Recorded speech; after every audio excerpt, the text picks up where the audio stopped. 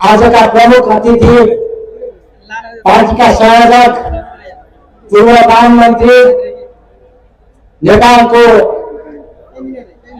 जनक्रांति का नायक कमरेड शर्मा, त्यसैले विशिष्ट अतिथि पूर्व प्रधानमंत्री माधव कुमार नेपाल, त्यसैले झलनाथ खनाल, पूर्व प्रधानमन्त्रीज्यू, मन्त्रीज्यूहरू, यहाँ उपस्थित सम्पूर्ण आदरणीय नेतागण सबैमा म हार्दिक संघीय अभिवादन गर्न चाहन्छु। जय जयलता, नमस्कार सबैलाई, संघीय अभिवादन, लाल सलाम।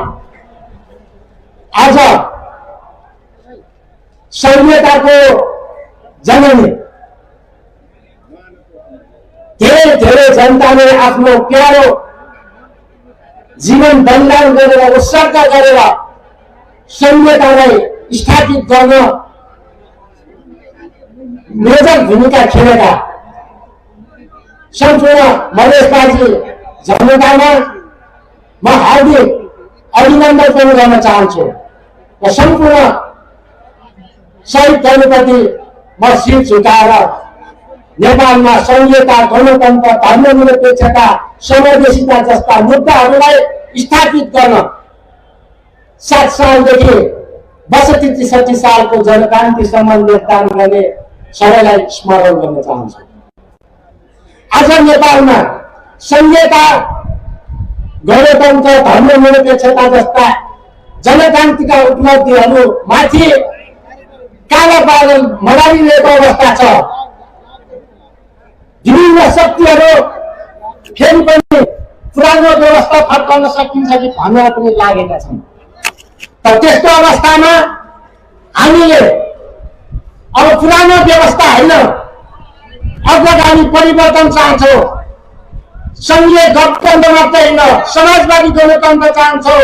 संघीय समाजवादी गणतन्त्र स्थापित भयो भने मात्रै भोका पेटहरूले खान पाउँछन्, नाङ्गा पेट जीवहरूले लाउन पाउँछन् र सडकमा सुत्नु परेकाहरूले राम्रो खान पनि पाउँछन्।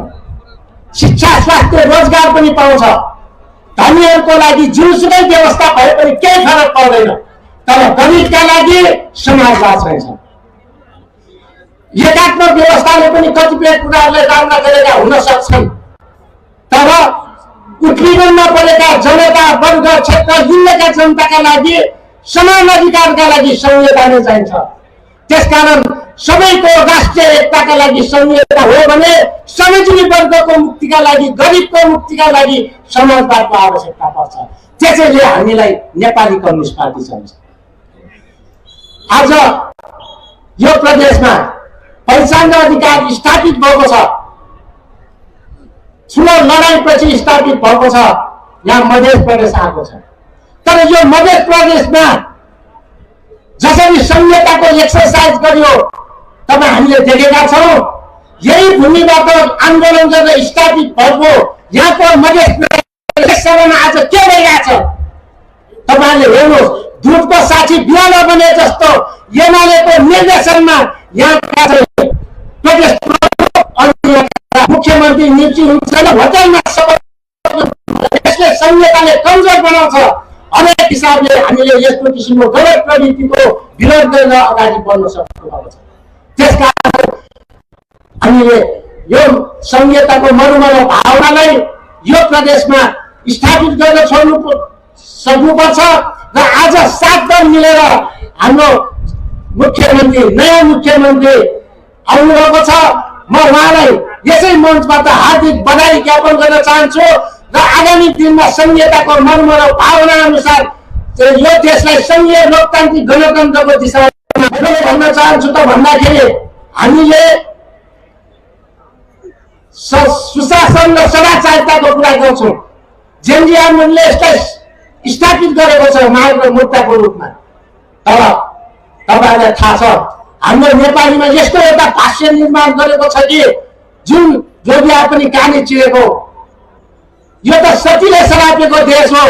हाम्रो समकालीन विश्वमा नेपाल जस्तै गरिब भएका मुलुकहरू 25-30 वर्षसम्म आज धनी भएका छन्। आज मलेसिया जस्ता ठाउँहरूमा नेपालबाट कामदारहरू जानुपर्ने स्थिति आएको छ। त्यसकारण हामीलाई किन हामी पछाडि पऱ्यौँ भन्छन्, यो त सचिले स्वभावले भन्छन्। तर म भन्न चाहन्छु यो सचिले स्वभावले होइन, हाम्रो अयोग्यताले भएको हो, यहाँको भ्रष्टाचारले गर्दा भएको हो, कुशासनले गर्दा भएको छ। त्यसकारण यो भ्रष्टाचार र कुशासनबाट अन्त्यका लागि अब के चाहिन्छ? Nepali communist party. म अन्तमा के भन्न चाहन्छु भने हामीलाई आज धेरै समय छैन। हामीले निकै कम समयमा एकीकृत गर्दै यहाँसम्म आछौँ र भारतलाई एक ढिक्का बनाएर एकाकार गर्न जान अझै हामीलाई बाँकी नै छ। तर यति बेला तपाईहरूले देखिराख्नु भएको छ कि नेकपा एमाले आज पनि विभिन्न ठाउँबाट फुक्दै गरिरहेको अवस्था छ। तपाईहरूले हेर्नुभएको होला, 1 वर्ष अगाडिसम्म 8 लाख पार्टी सदस्य थियो, त्यहाँ झरेर 6 लाख भयो। आज 27 गतेको महाधिवेशनको लागि मतदान जम्मा 3 लाख। यो खप्टो स्थिति छ। हामी देख्छौँ नि आज त्यसमा पनि फुर्ती खाली गरेर चाहिँ कुराकानी भिज्दैन भन्छन्। त्यसकारण म के भन्न चाहन्छु भने यदि बाघ गर्जिएन भने स्यालले पनि फुर्ती आउँछ। आज यो मधेसमा बाघ गर्जिएको छ, ती स्यालहरू जुफा बस्नेछन्, गुफा बस्नेछन्। यो अबको लागि एउटै मात्र विकल्प नेपाली कम्युनिस्ट पार्टी हो।